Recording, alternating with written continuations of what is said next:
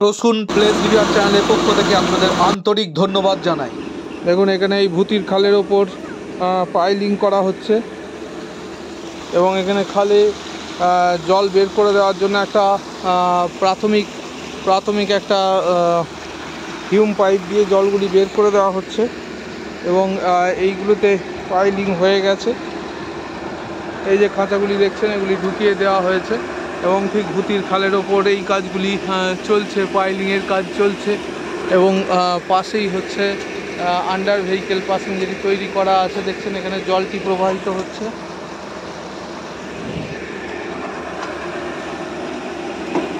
এখানে 13টা minor bridge এবং মোট 9টি মেজর ব্রিজ হচ্ছে।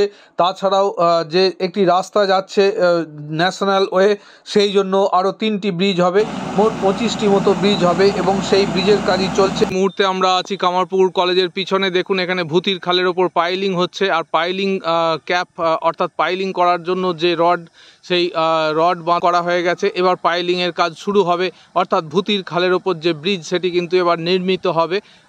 দূরে দেখতে পাচ্ছেন আন্ডার ভেহিকেল পাসিং, যেটি অনেক আগেই তৈরি হয়েছিল।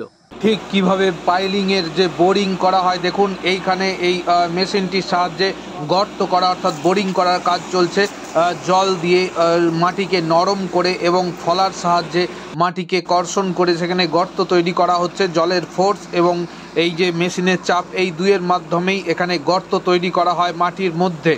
এই গর্তগুলি তৈরি করার পর দেখুন লরিতে যে রড বাঁধা আছে, অর্থাৎ গোল করে যে রড বাঁধা আছে যেটি নামানো হচ্ছে, সেই রডগুলিকে এই গর্তের মধ্যে দেওয়া হয় এবং তারপর সেখানে স্টোন চিপ এবং সিমেন্ট দিয়ে সেইখানে পাইলিং করার কাজটি সম্পূর্ণ হয় এবং সেই দৃশ্যই দেখছেন বর্তমানে প্লেস রিভিউয়ার চ্যানেলের পর্দায়। এবং দেখুন এখানে এই ফ্যানেলের মতো আছে, এর মধ্য দিয়ে সিমেন্ট এবং যে বালি স্টোন চিপ সেটিকে ঢুকিয়ে এই রকম পাইলিং করা হয়, যেটি এখানে অলরেডি একটি হয়েছে দেখলেন।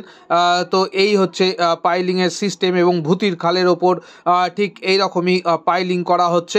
এখানে একটি ব্রিজ তৈরি করা হবে বলে প্রবাহিত হচ্ছে।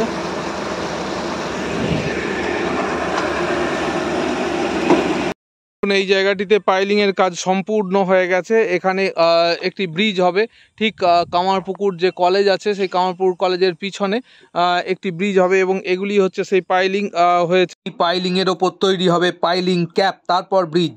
এইবার দেখাচ্ছি কিভাবে পাইলিংয়ের বোর করা হয় অর্থাৎ গর্ত করা হয়। দেখুন ফলা এবং জলের সাহায্যে মাটিটিকে কাদা মতো করে সেটিকে বের করে সেই জায়গাটি গর্ত করে দেওয়া হচ্ছে এবং তারপর সেইখানে পাইলিং করা হবে। সেই দৃশ্য আপনারা দেখছেন প্লেস রিভিউয়ার চ্যানেলের পর্দায়।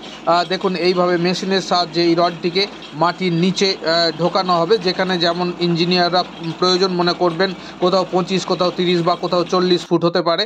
এবং তারপর এই যে লরি করে যে এই যে নেটটি বেঁধে আনা হয়েছে, অর্থাৎ আমরা বাড়ি করলে যেমন ভিত দিই সেখানে ঢালাই দিই, ঠিক সেই রকমভাবে এই নেটটিকে নামানো হচ্ছে।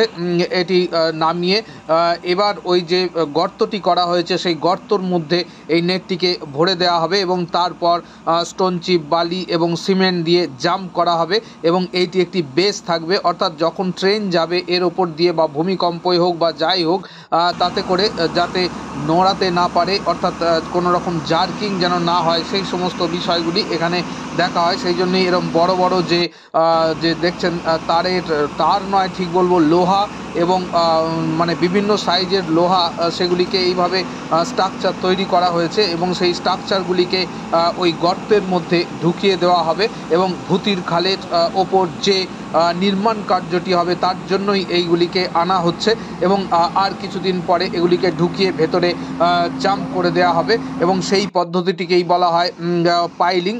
অর্থাৎ সাধারণ বাড়িতে যেমন আমরা 20 ফুট, 10 ফুট বা 5 ফুট একটা ভিত দিই, এখানে কিন্তু ইঞ্জিনিয়াররা এই মাটির যে পরীক্ষা নিরীক্ষা করেছেন সেই মাটির গুণগত মানের ওপর নির্ভর করে কত ফুট নিচে পর্যন্ত এই পাইলিং করা হবে সেটি নির্ধারিত করেন এবং সেই নির্ধারিত মাপ অনুযায়ী পরবর্তীকালে কাজটি শ্রমিক ভাইরা সম্পাদিত করেন। অবশ্যই এখানে মাননীয় পরিদর্শক ইঞ্জিনিয়ার তারা অবশ্যই আছেন, কন্টিনিউয়াসলি তারা পরিদর্শন করছেন এবং তাদের মতামত দিচ্ছেন। তো সেই দৃশ্যই আপনাদের দেখাচ্ছি, ঠিক ভূতির খালের ওপর যে নির্মাণ কার্যটি হচ্ছে সেই নির্মাণ কার্য আপনাদের অবগতির জন্য জানিয়ে রাখি। এখানেও কিন্তু ঠিক একইভাবে মাটি মাটি ফেলার কাজ বন্ধ আছে এবং দেখছেন একটু বৃষ্টিতেই জল জমে গেছে এবং বর্ষা আসন্ন প্রায়। এই জায়গাটি পুরো ফিলিং করতে হবে, কিন্তু সেই মাটি ফেলতে দেওয়া হয়নি এখনো পর্যন্ত, সেই জন্য রেল এই ব্রিজগুলি তৈরি করে যাচ্ছে। দেখা যাক কতদূর কি হয়। এইখানে এই খালের ওপর একটি ব্রিজ হবে এবং রাস্তাটি তখন সম্পূর্ণ হবে। আর এই আন্ডার ভেহিকেল পাসিংয়ের সামনেই কিন্তু এসে উঠবে এই রাস্তাটি, ঠিক যার উল্টো দিকে আছে কামারপুকুর রামকৃষ্ণ মিশনের যে বিবেকবীতি প্রাইমারি স্কুল, সেই বিবেকবীতি প্রাইমারি স্কুলের সামনের যে গেট, সেই গেটটির সামনে। এইবার এই প্রান্ত থেকে দেখাচ্ছি, দেখুন ঠিক ওইদিকে যে গেটটির সামনে আমরা ছিলাম। দুঃখ না হতাশা কি বলবো ঠিক বুঝে উঠতে পারছি না। আজকে ভাবাদিঘির যে 3 মাসের সময়সীমা ধার্য করে দিয়েছিল মহামান্য আদালত, তার শেষ দিন অতিক্রান্ত হলো।